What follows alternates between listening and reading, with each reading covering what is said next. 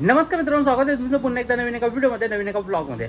तर मित्रांनो, आज आहे संकष्टी चतुर्थी। तर संकष्टी चतुर्थीच्या तुम्हाला सर्वांना खूप साऱ्या शुभेच्छा आणि लवकरच नवीन वर्ष सुरू होते। तर नवीन वर्षाच्या पण तुम्हाला खूप साऱ्या शुभेच्छा। सर्वांना हॅपी न्यू इयर।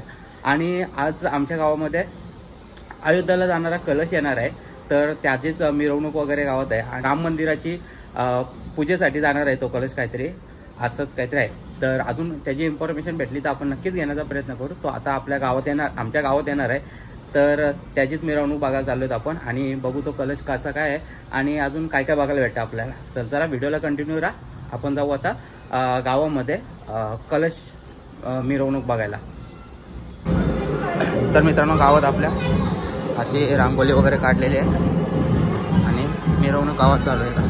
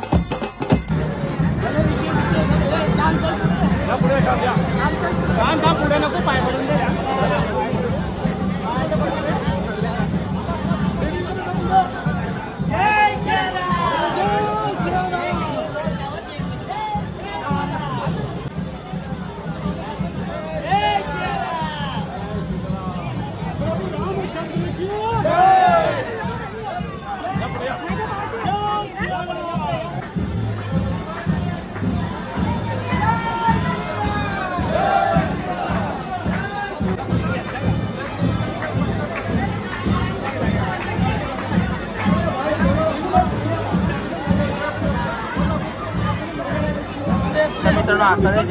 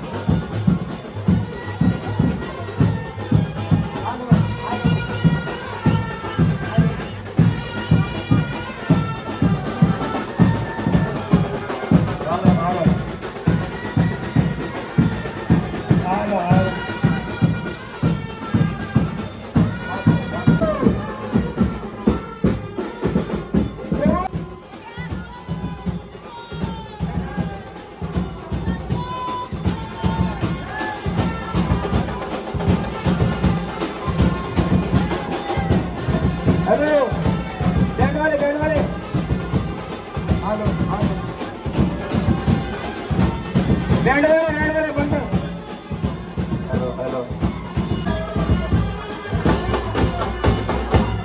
हॅलो जय जय श्रीराम. कोणी जाऊ नका. आज आपल्या टाकटा खांदा येथे श्रीराम जन्मभूमी तीर्थक्षेत्र न्यास अयोध्या भव्य अक्षर आरती झाल्यानंतर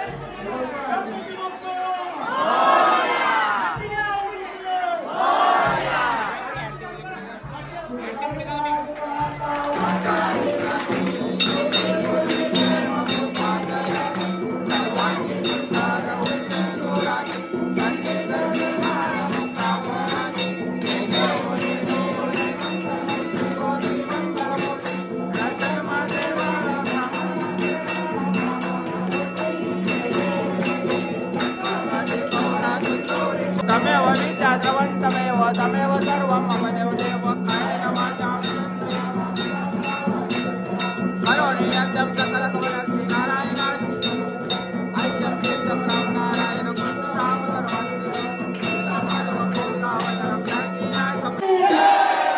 आवाज आला नाही. मोठ्या खांद्याला पोचला पाहिजे. प्रभू श्रीरामचंद्र की सुद्धा हनुमान की लक्ष्मण भैया की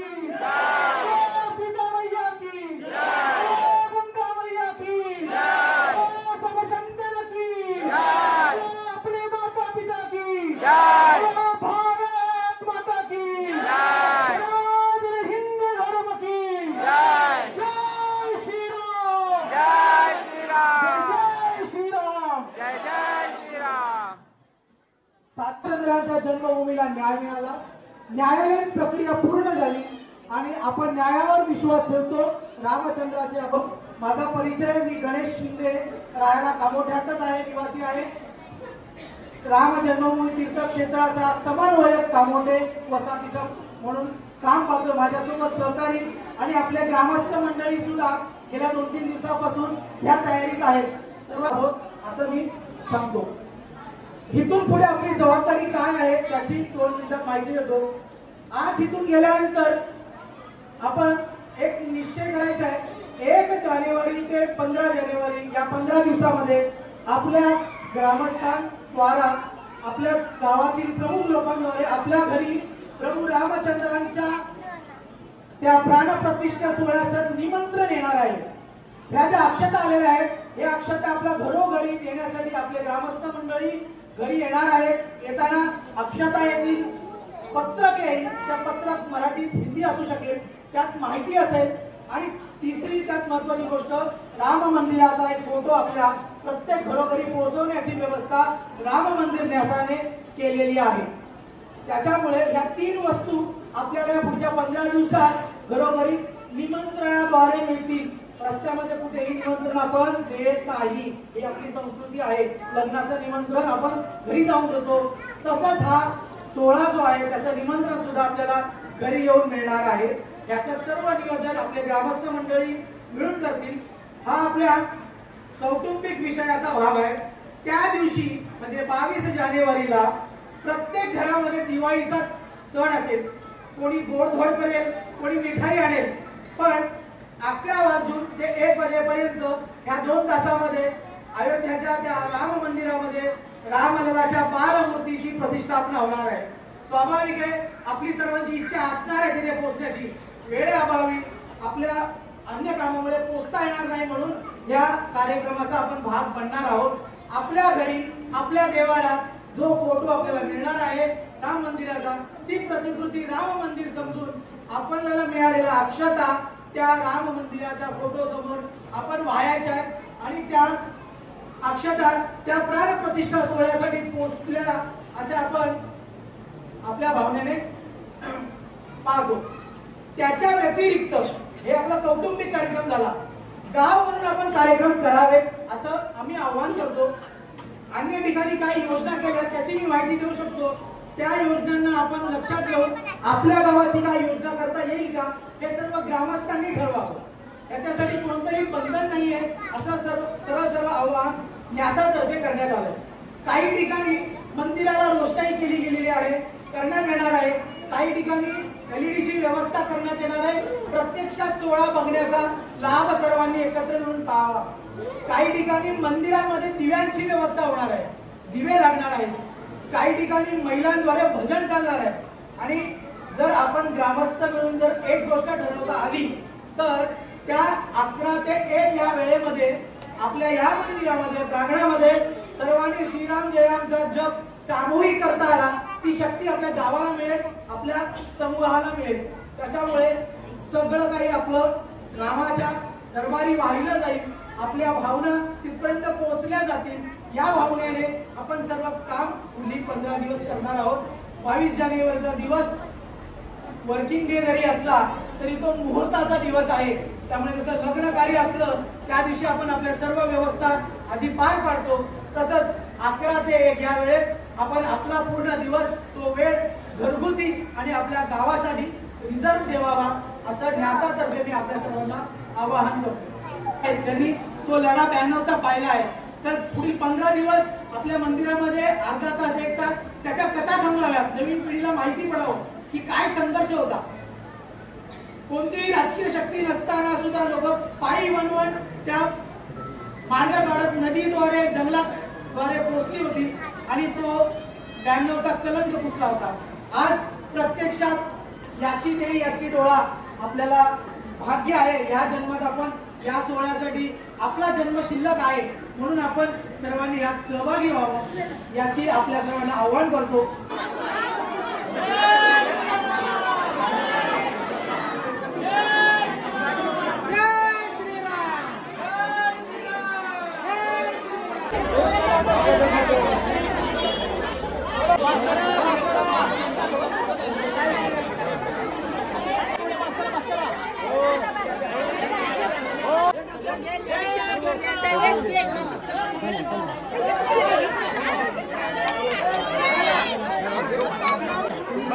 बरोबरीला